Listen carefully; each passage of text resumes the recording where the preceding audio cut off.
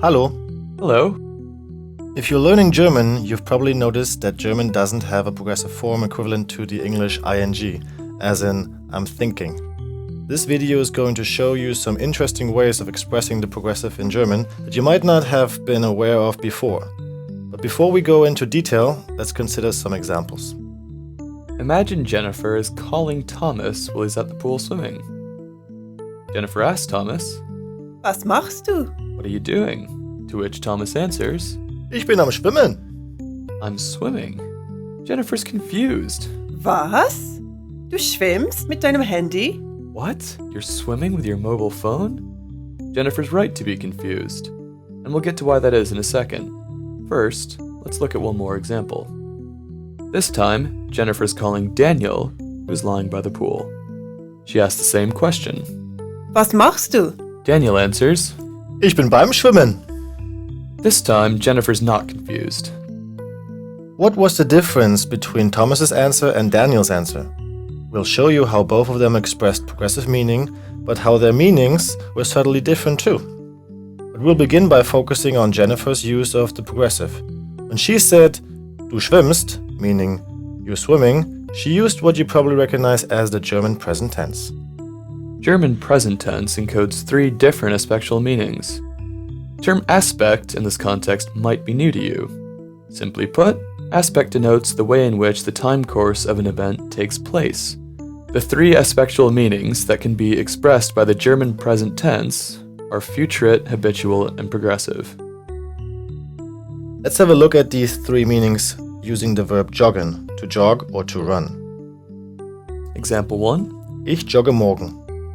The German present tense in this example refers to a future event that is close in time to the moment of speech but is not happening right now. This is the futurate use of the present tense. In English, you can't usually use the present tense to express futurate meaning. Instead, you might say, I'm going to go running tomorrow. Example 2. Ich jogge jeden Tag. Here, the German present tense is used with a habitual meaning. In other words, it indicates something is done on a regular basis. The English simple present is also frequently used with this habitual meaning. Example 3. Ich jogge gerade. Here, the German present tense is used to refer to an action that is ongoing at the moment of speech. Linguists call this progressive aspect, and this is where English uses the ing form, as in, I'm running. But as you know, German doesn't have an ing form. Instead, the multipurpose German simple present expresses progressive, as well as futurate and habitual.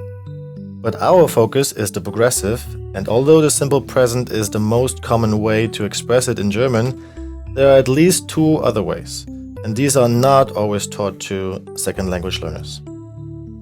The two forms are called the am and beim constructions. For example, ich bin am Joggen. Ich jogge gerade and ich bin am Joggen express the same meaning, and it's also possible to say ich bin beim Joggen. Ich bin beim Joggen can mean I'm jogging, just like the simple present and the am construction. However, ich bin beim Joggen can also mean that you are in the close vicinity of the action, but you are not currently engaged in it. In other words, ich bin beim Joggen can either mean I'm running or I'm in a place where running happens, but I'm not currently running. For example, I'm standing by a track in the park. By contrast, ich bin am Joggen only expresses the progressive I am running. So, how are these constructed grammatically?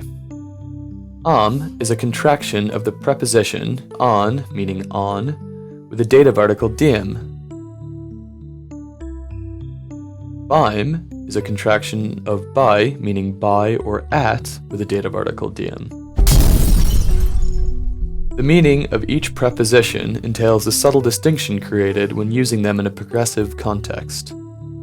These constructions are formed using the conjugated form of sein, to be, with am or beim and an infinitive verb, creating Ich bin am Joggen or Ich bin beim Joggen. The three options we have seen all mean I am running. Which form to use depends highly on context. Let's go back to the swimming pool to see the distinction. Remember Jennifer's phone call? Let's hear one more phone call that disambiguates the am and beim constructions. Jennifer calls and asks Daniel. Was machst du? Daniel answers. Ich bin mit Thomas beim Schwimmen. Jennifer asks, Was macht Thomas? to which Daniel answers. Thomas ist am Schwimmen.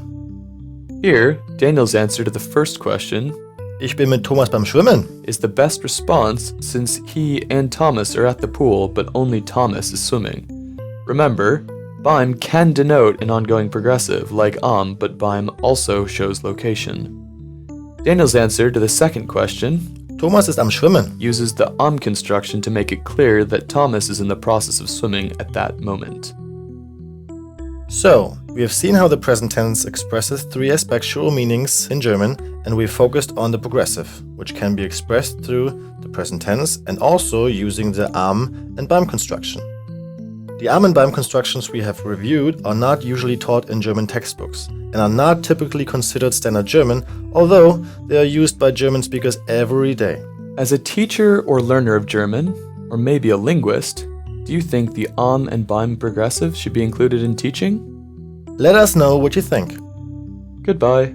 Auf Wiedersehen.